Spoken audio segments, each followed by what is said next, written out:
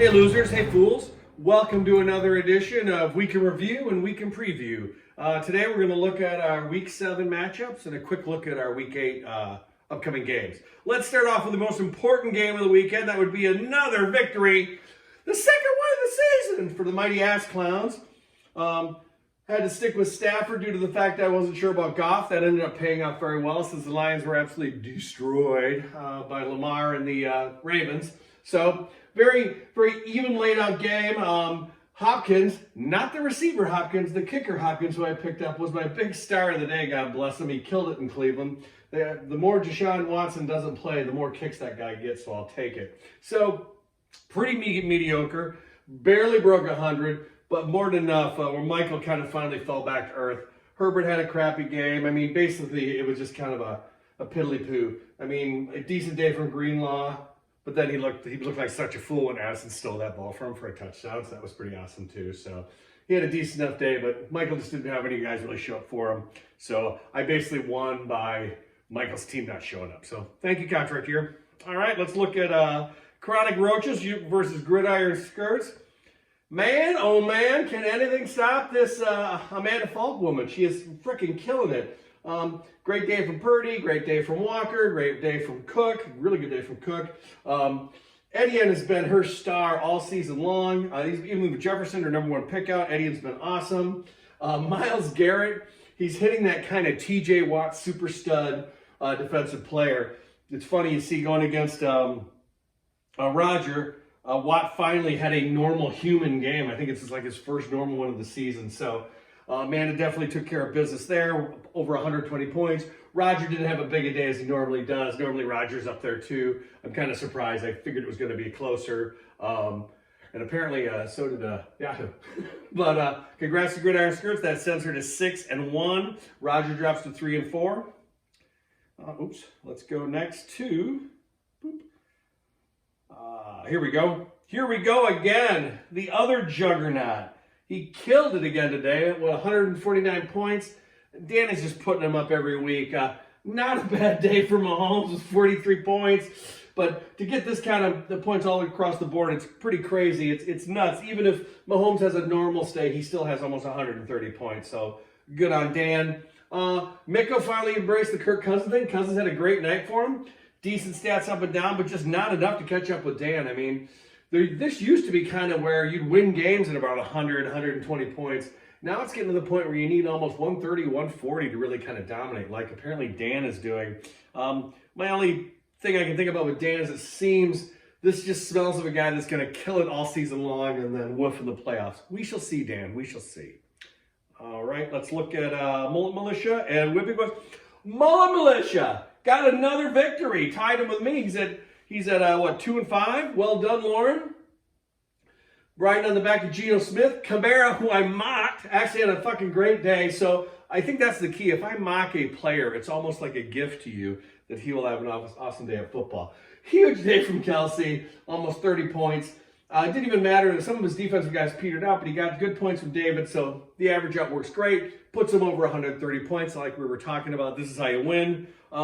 Jason kind of had a little... kind of a little fart off day to get the points he was looking for. It's also, I noticed when Jason travels to Europe, he tends to lose games. It's like a theme in both the leagues he's in. So maybe that's what's going on there. So congrats to Lauren for pulling out another win. And then finally, our other dominator, Brad with Vermicious Knids, who is just killing it yet again. Lamar Jackson had a day in Detroit, basically carried Brad through the rest of the day. Everyone else did pretty decent. Great day of defense. This is like the perfect kind of layout of defense, if you ask me. About 40 points is what you're looking for. Hill was good, enough to even out. But really for the day, Lamar Jackson carried him over. This is so funny. If you're going to get rid of your Giants quarterback, to start a Commander quarterback is pretty fucking funny. But hey, Sam Howell, he plays football. That's good. Swift is going to be hot and cold all year long for you. These are always crazy, like Evans, like these guys that are supposed to even play and then don't play. I know for a fact I was looking at Evans and they thought he was going to actually get some carries this weekend and then nothing happens. St. Brown actually did nothing for Abdul until the second half, and then he actually got real points for him. Defense is kind of working out for me. Still needs to kind of go through there. Thibodeau is a stud. Abdul, I don't know if you saw that, but Thibodeau actually had an interception for a touchdown that was brought back. You would have gotten 12 points, plus the yardage there, so probably like 15 points you lost on that part, which would have, maybe gotten you a little bit closer. But definitely Abdul's got to do a deeper look in this lineup and look at these guys. The killer here with a guy like this, he's a second, third string running back, so that guy could play 20 carries or might not even leave the bench. So it looks like that's what happened to Abdul that day. All right, that's this week, or that's last week. Sorry, it's Thursday night. We got our Thursday night game coming up. Let's look at week 8. Starting off with, God, it seems like I just played Mickos. Okay, I guess I'm playing him again. So it's the Battle of the Bald Men. We got me and Dave. He's going with Prescott. Purdy is, sorry, not Purdy. I'm scared of Goff, so I put him on my bench, and I'm going to keep myself going with Stafford. I've got my lackluster lineup. He has a pretty lackluster lineup, but we'll see who rises to the top. This seems fairly accurate to me right now. I'm really not happy with my team and not sure where we're going to go. I have too many hot, cold guys, so we'll see. My hope is that these guys rise to the occasion for me, but we shall see. Let's see. And then we got Roaches versus Canids. This should be a real tight one, I'm thinking. Yahoo's kind of thinking the same thing. You got Hurts against Jackson. They've got decent defenses. This should be a tight matchup as we go. Roger really needs a win to get rolling to get in the playoffs. Brad's on cruise control right now, so he's doing pretty well. Let's go to contract year of Mullet Militia. Both these guys need wins. This looks like another super close one. Burrow's been kind of the big disappointment, I think, in general for us. I mean, he has good games, but that kind of piddling, the first 3 games where he wasn't doing anything really, I think, impacted him big time. This should be a close one as well.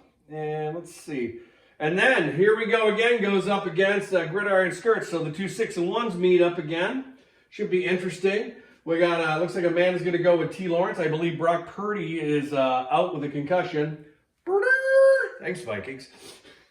So, Mahomes against Lawrence. Nice little mix. Dan's got McCaffrey. That's a point machine, but she's got Walker. This looks like to be a fun one to watch. Though Yahoo is saying a complete ass whipping, but Amanda, do not listen to these calculations. As we know, they are completely silly.